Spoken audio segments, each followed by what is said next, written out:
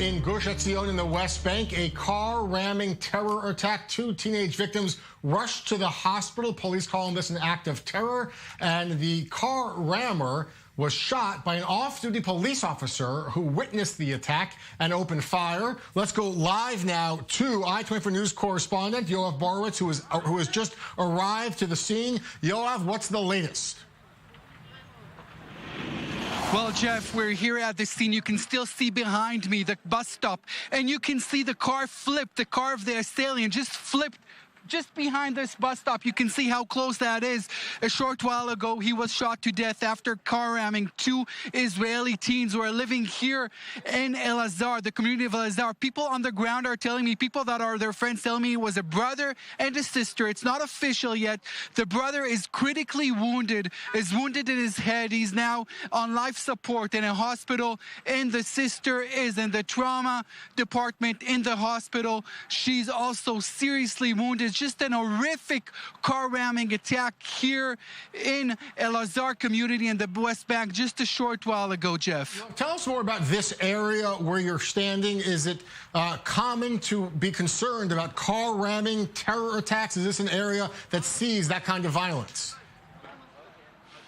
Well, it's a highly dense area. The community of El-Azhar just sit here, 20, 30 yards from where we're standing. There's also the Migdalos kibbutz, which is very, very nearby. And 9 days ago, an Israeli was murdered, Dvir Sorek, just outside his religious studies school in the kibbutz Migdalos. So last weekend, we were here reporting on the manhunt. The killers of Dvir Sorek were actually captured 48 hours, the fact.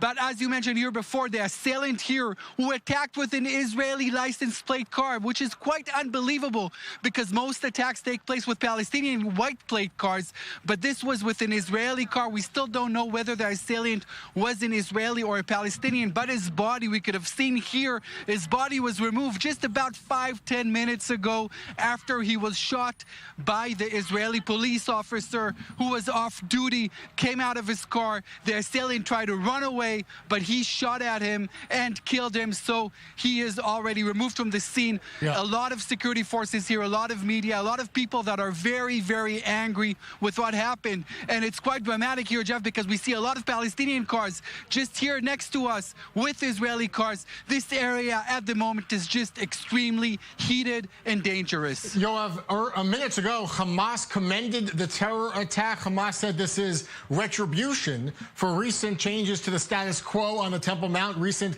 violent demonstrations on a holy day for both Muslims and Jews. Because of that Hamas statement, perhaps are there fears of more violence, more attacks coming? Exactly. Again, we heard Hamas commending a terror attack, just like last week it did also with the Islamic Jihad backed by Iran.